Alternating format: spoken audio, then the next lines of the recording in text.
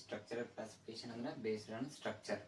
ಯಾವ್ದಾರ ಸ್ಟ್ರಕ್ಚರ್ ಯಾವ ಥರ ಇದೆ ಅಲ್ಲ ಅದ್ರ ಮೇಲೆ ಏನು ಮಾಡ್ತಾರೆ, ಕ್ಲಾಸಿಫೈ ಮಾಡ್ತಾರೆ. CNS ಮತ್ತು PNS ತಿಳಿತಾ ಸ್ಟೂಡೆಂಟ್ಸ್? ಏನಂತಂದ್ರೆ ಸ್ಟ್ರಕ್ಚರ್ ಬೇಸ್ ಮ್ಯಾಗ CNS ಮತ್ತು PNS ಅನ್ನು ಸಪ್ರೇಟ್ ಮಾಡ್ತಾರೆ. ಅದನ್ನ ಇನ್ನೊಂದು classification second type of classification function classification ಅಂತ ಮಾಡ್ತಾರೆ. ಯಾವುದೆಲ್ಲ ಬರ್ತದೆ ಅದ್ರಾಗ ಅಂದ್ರೆ somatic nerve system.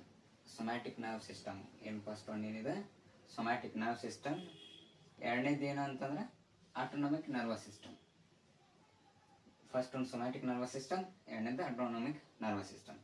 Functional classification ಒಳಗೆ ಒಂದು ಸೊಮ್ಯಾಟಿಕ್ ಇನ್ನೊಂದು ಆಟೋನಮಿಕ್ ನರ್ವಸ್ ಸಿಸ್ಟಮ್ ಅಂತೇಳಿ ಎರಡು ಡಿವೈಡ್ ಮಾಡ್ತಾರೆ.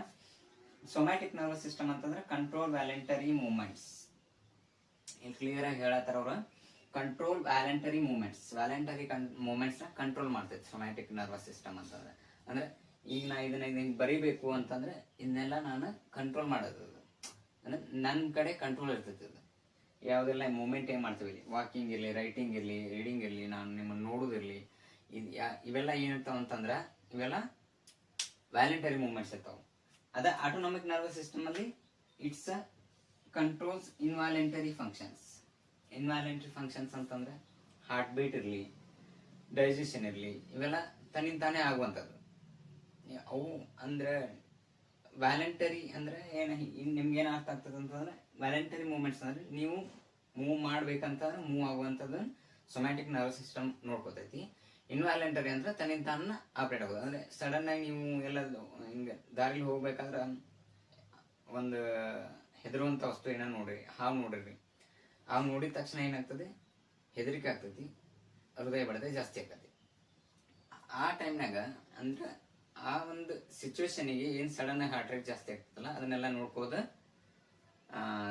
ಏನು ಆಟೋನಮಿಕ್ ನರ್ವಸ್ ಸಿಸ್ಟಮ್ ಅಂತ ಹೇಳ್ತಾರೆ. ಅಂತಂದ್ರೆ ಇಟ್ಸ್ ರಿಫ್ಲೆಕ್ಸ್, ಸಡನ್ ರಿಫ್ಲೆಕ್ಸ್ ಆಗ್ತದೆ. ಇದನ್ನ ಅಂದ್ರೆ ನಮ್ಮ ಕೈಯಲ್ಲಿ ಇರುವುದಿಲ್ಲ. ಇದು it's not in our hand. It's ಇನ್ವ್ಯಾಲೆಂಟರಿ functions. ಇವೆಲ್ಲ ಇನ್ವ್ಯಾಲೆಂಟರಿ ಫಂಕ್ಷನ್ಸ್. ಬ್ರೀದಿಂಗ್ ಮಾಡೋದಿರಲಿ, ಬ್ರೀದ್ ಮಾಡೋದು ಅದು ತನ್ನಿಂತಾನೆ ಆಗ್ತಾ ಇರ್ತೈತಿ. ಇವೆಲ್ಲ ಹಾರ್ಟ್ ರೇಟ್ ಅವೆಲ್ಲ ಇನ್ವ್ಯಾಲೆಂಟರಿ ಮೂವ್ಮೆಂಟ್ಸ್ ಅವ.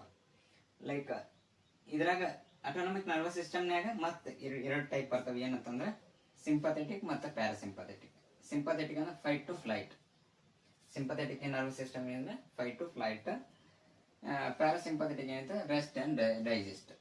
ಇವೆರಡೂ ನೆಕ್ಸ್ಟ್ ವಿಡಿಯೋದಾಗ ಇನ್ ಡೀಟೇಲ್ ಹೇಳ್ಕೊಂತ ಹೋಗ್ತೀನಿ. ಏನಂತಂದ್ರೆ ಡಿವಿಷನ್ಸ್ ಅಲ್ಲಿ ಕ್ಲಾಸಿಫಿಕೇಶನ್ ಅಲ್ಲಿ ಎರಡು ತರ ಕ್ಲಾಸಿಫಿಕೇಶನ್ ಬರ್ತಾವೆ, ಸ್ಟ್ರಕ್ಚರಲ್ ಅಂಡ್ ಫಂಕ್ಷನಲ್. ಸ್ಟ್ರಕ್ಚರಲ್ ಒಳಗ ಸೆಂಟ್ರಲ್ ನರ್ವಸ್ ಸಿಸ್ಟಮ್ ಅಂದ್ರೆ CNS central nervous system. Second one PNS peripheral nervous system.